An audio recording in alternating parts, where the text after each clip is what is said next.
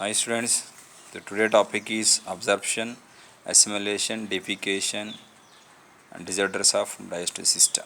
Okay, absorption. Last class I told about the what is the about the absorption introduction. Absorption means is the process in which the digested food is transferred into blood and lymph from the lumen of intestine is called absorption. Absorption by the following methods. So what are the digested product digested food materials. So they are glucose, fructose, galactose, fructose, amino acids, fatty acids, etc. So these are the end product of the digestion. End product of the digestion. Glucose, galactose, fructose. These are the here simple molecules of or simple form of the carbohydrates, whereas amino acids are the simple form of the proteins and fatty acids are the simple form of the fats. Now these all are transported or liberated into blood and lymph is called absorption from the intestine. Now absorption by the following methods. Number one, here active transport. Number two, passive transport. Passive transport means without expenditure of energy. Here substances are transported from higher gradient to lower gradient. Without expenditure of energy, substances are transported from higher gradient to lower gradient based on the concentration gradient. So that is called passive transport. Now coming to active transport means with expenditure of energy, substances are transported from lower gradient to higher gradient based on the gradient concentration gradient from lower to higher. With the help of expenditure of energy, substances are transported called active transport. Active transport is also known as facility to diffusion. Facilitated not facilitated diffusion. Active transport is also called secondary active transport. Active transport also called here primary or secondary active transport here, not facilitated diffusion. Now coming to here secondary glucose, galactose. See, this is the observe students, this is the lumen of small intestine. See, this is the microvilli. Here this is the epithelial cells of villi. See, this is the blood and blood or lymph in the blood vessels on the surface of intestine. So once again, so this is a lumen of small intestine. See, this is the small intestine of the digestive system. See, this is a small intestine of digestive system. See, this is the small intestine of digestive system. So can we see the cross section of small intestine here consisting cross section of small intestine consisting. So these are there. So they are these are villi. These are villi. Yeah, this is the lumen of this portion is the lumen of intestine. Away from the lumen of intestine towards blood. So towards blood, here this area blood is there. Here away from the lumen of intestine through the villi, now digested food material is transported into blood or lymph is called absorption. Now let us come to here away from the lumen of intestine. Glucose and galactose, these are the monosaccharides which are transported into various microvilli through the epithelial cells of microvilli by secondary active transport with the help of sodium carrier ions.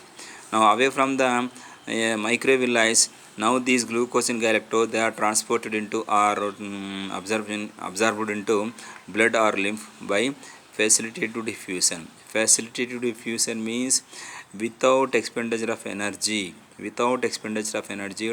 Substances are transported from higher gradient to lower gradient is called facilitative diffusion. Here secondary active transport means with expenditure of energy. The help of sodium carrier ions, glucose and galactose is transported into its cells in the microvilli. Away from the cells in the microvilli, now finally they are transported to blood or lymph. Coming to next one, fructose is transported by this method away from the various lumen of intestine through the facilitated diffusion and goes to cells in the microvilli and finally goes to various lumina blood or lymph here. So here you should remember fructose transported by FD method, whereas glucose and galactose transported by SAT method and FD method. You should remember SAT means secondary active transport, FD means facilitative diffusion. SAT and FD, through the SAT and FD, glucose and galactose is transported. Through the FD and FD, fructose transported.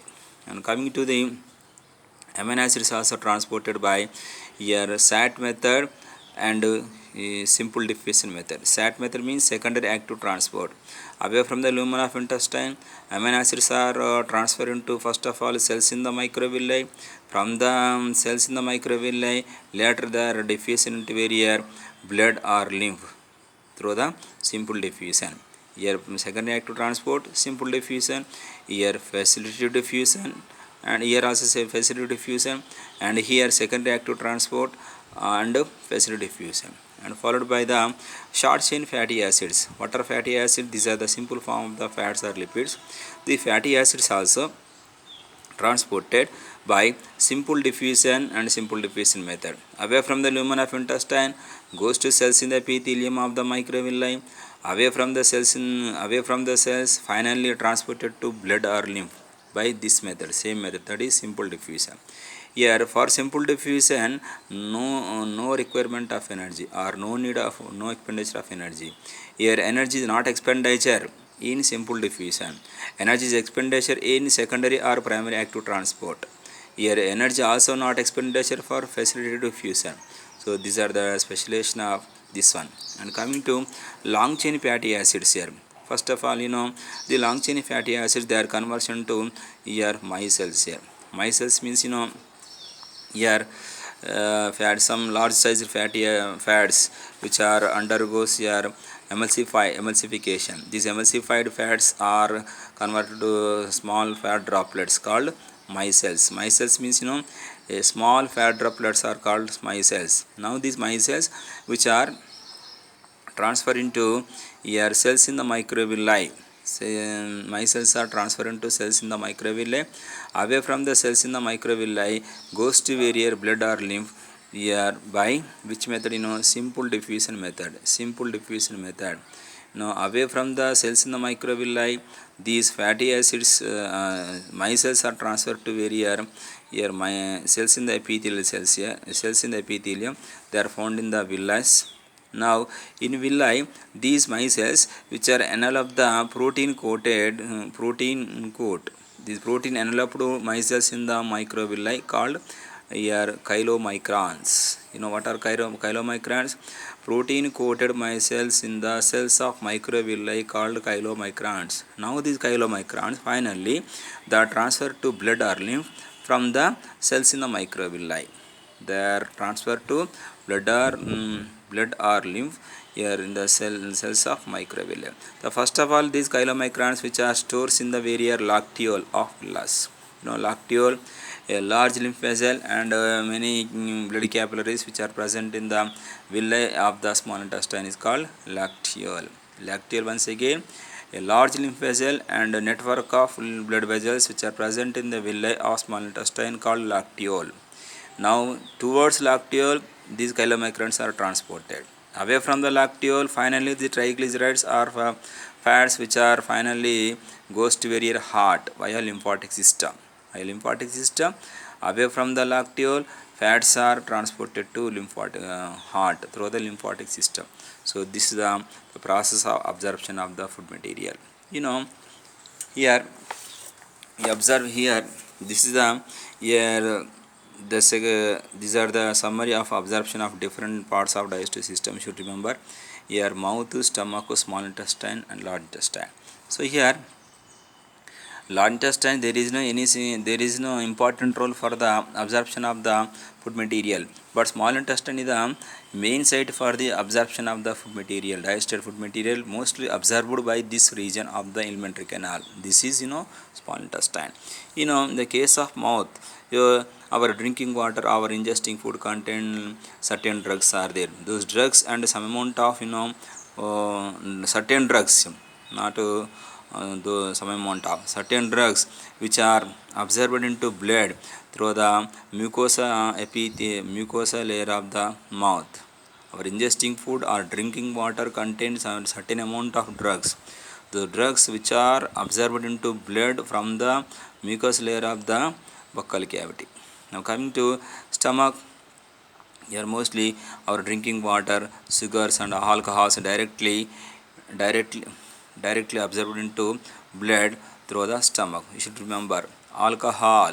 Whenever alcoholic addicted person or those who are take the alcohol, in those that taken alcohol is directly transferred into blood away from the stomach. It not passed to various intestine. So because of it is liquid in state or it is already simple in form.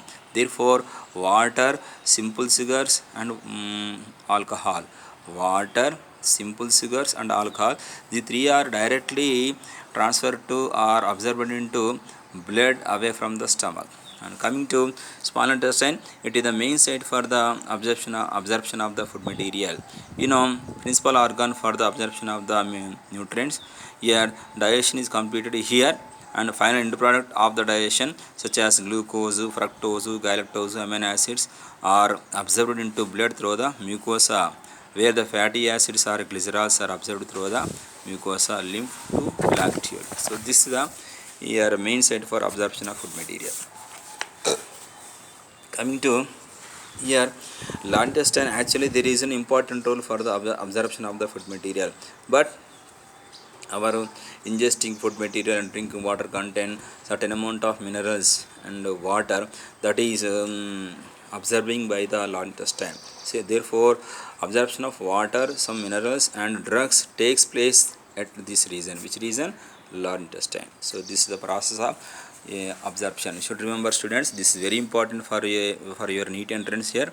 Here, fructose, glucose, how does transport the fructose, how does absorb the fructose, glucose, galactose, and how does absorb the amino acids into blood, and how does absorb the fatty acids into blood. You should remember. Just now I told about this list here. Again, you should remember this one. Now coming to assimilation. Coming to next topic, assimilation. Assimilation means these absorbed food materials such as glucose, fructose, galactose, amino acid and so on. These all of them, they are transported to body cells in our body through the blood circulation. Now after transportation of this absorbed food material, they are enter into cells. They become to cell integral components. They are become to cell integral component in the of the living protoplasm. You know about the protoplasm, some of the cell organelles and some of the total cell organelles and cytoplasm is called protoplasm. Now later, these cell integral components, they are useful for production of energy, growth, repair, etc. is called assimilation. Simply మనం observe చేసుకున్న food అనేది blood నుంచి ఎక్కడికి పోతుందంటే మన బాడీలోని అన్ని సెల్స్కి supply అవుతుంది. ఆ cells లోపల సెల్స్కి కావాల్సిన కాంపోనెంట్స్గా ఫామ్ అవుతుంది. దాన్ని సెల్ ఇంటిగ్రల్ కాంపోనెంట్స్ అంటారు. ఇవి దేనికి యూజ్ అవుతాయి అంటే ఇక్కడ ప్రొడక్షన్ ఆఫ్ ఎనర్జీ కొరకి, గ్రోత్ కొరకి, రిపేర్ కొరకు యూజ్ అవుతుంది అనమాట. So this is called assimilation. Now assimilation followed by the defecation. What is the defecation? Simply the process of egestion of wastages or egestion of fecus is called defecation. Egestion means that is pass the wastage or pass the fecal matter to out from the body is called defecation. After digestion, now some products are not digested. They are called undigested, unabsorbed. Some substances are not absorbing because of they are larger in size. They are unable to absorb into cells in our body. So therefore, they are called unabsorbed substances, undigested substances. They are passed finally various large intestine. Here there is no any significant digestive activity in the large intestine, though it is important role in the digestion. So the first one, two large intestine, it show two main rows, functions. It show two main functions. One is absorption of some water, minerals and certain drugs, and second function is secretion of mucus with the help of holding of undigested particles.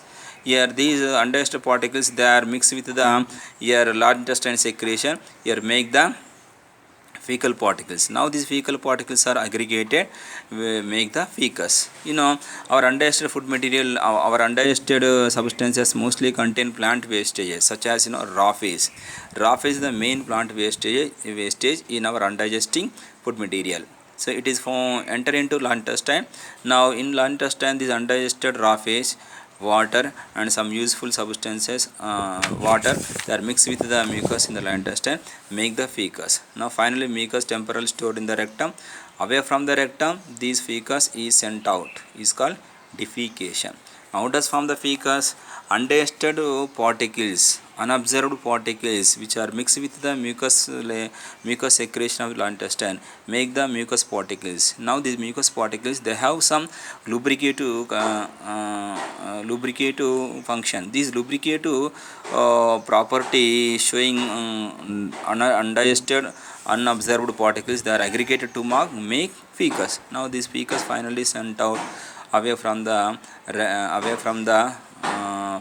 rectum through the anus, is called defecation. And followed by the defecation is the which process? Is the voluntary process. If the fecus is retained in the rectum, away from the rectum, some signalings, voluntary signalings which are passed into our brain, thereby the brain responses to discharging of the fecus to out from the rectum. That is that information is passed again into rectum. Therefore at that reason, here what movement is occur? Mass peristaltic movement is occur. Mass peristaltic movement means here the forceful peristalsis is called mass peristaltic movement. Here peristaltic movement means the successive wave-like contractive movements or successive wave-like movements which are occurs in the wall of alimentary canal away from the esophagus to rectum is called peristalsis. Now here mass peristaltic movement means the forcible peristaltic movements. Due to forcible peristaltic movement,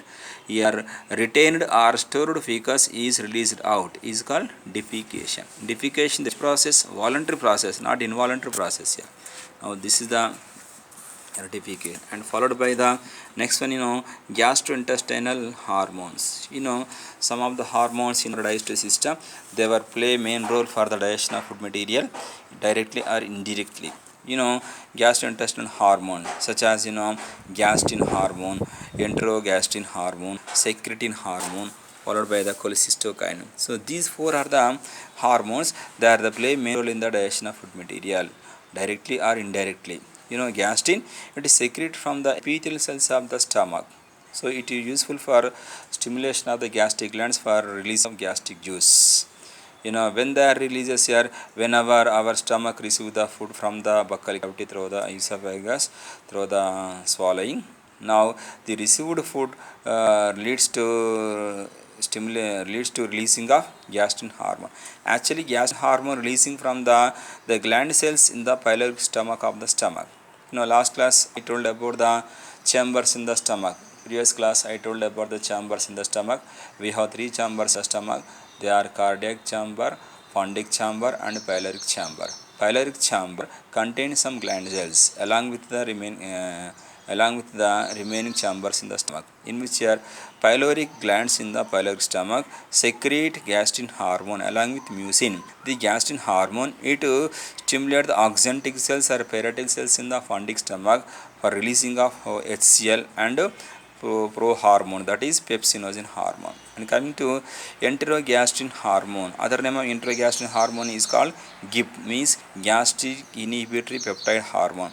Now this hormone inhibit the releasing of gastrin hormone when the food is not available in the stomach. Therefore during those situations it inhibits the releasing of this hormone. Which hormone? Gastrin hormone. If gastrin hormone releases, stimulate the HCl. If the HCl is releases, if food is not available in the stomach, this released HCl, it destruct the mucous membrane of the stomach, leads to stomach ulcer or gastric ulcer.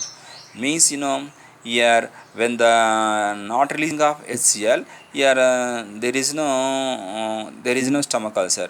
When the HCl is not released, when the food is not available in the stomach, during those situations it is not released due to inhibit the secretion of this hormone. Which hormone?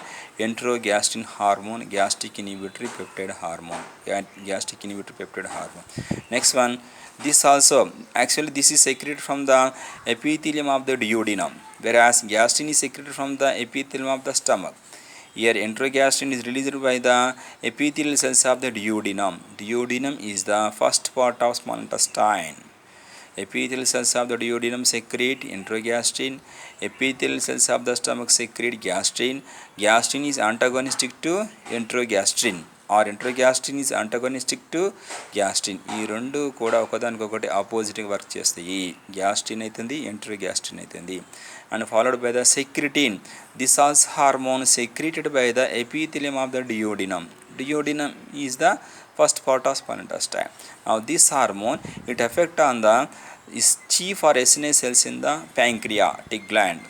Thereby, here whenever stimulation of SNA cells or chief cells in the pancreatic gland, release the water and bicarbonates in the pancreatic juice. Water and bicarbonates of the pancreatic juice is secreted by the SNA cells. These cells are stimulated by secretin. Secretin is secreted by the epithelial cells of the duodenum, and followed by the cholecystokinin. This is hormone secreted by the epithelium of the duodenum. Now this cholecystokinin, it is effect on the wall of gallbladder and pancreas. If stimulate the pancreas, thereby release of pancreatic enzymes. If stimulate the gallbladder, release the bile juice. This bile juice and pancreatic enzymes, these two are released into duodenum of small intestine by the stimulation of cholecystokinin. Cholecystokinin, other name pancreogemin. Pancreogemin. So these are the hormones. They play main role in the digestion of food material. And followed by the remaining one, calorific values of carbohydrates, proteins and fats. Here 1 gram of carbohydrate and 1 gram of proteins, they were provide the same amount of energy. 1 gram of carbohydrate, protein, oxidation of 1 gram. Oxidation means the food materials are undergoes your oxidation, produces energy. Oxidation means destruction of energy, destruction of substances for releasing of energy is called oxidation. Here regarding to biochemical process, here both carbohydrates and proteins are undergoes oxidation, produces 4 kilocalories of energy, whereas here 1 gram of fats or lipids are oxidized and undergoes oxidized, produces 9 kilocalories of energy. Means the double rate of energy is obtained from the lipids than proteins and carbohydrates. Therefore here lipids are provide more energy. Lipids are provide more energy than proteins and carbohydrates. Though lipids are not easily digested or not easily oxidized, so because of their complex chemical components here or carbohyl components, whereas the proteins and carbohydrates are the simple carbonyl compounds. Therefore they are easily destructed or they are easily oxidized. So this is the calorific value of carbohydrates, proteins and lipids. You should remember once again, 1 gram of protein and carbohydrates provides 4 kilocalories of energy, whereas 1 gram of lipid provide 9 kilocalories of energy. Therefore lipids are energy reservoirs, whereas the proteins are energy bodybuilders, carbohydrates are energy sources. And coming to disorders of the digestive system, coming class I will tell.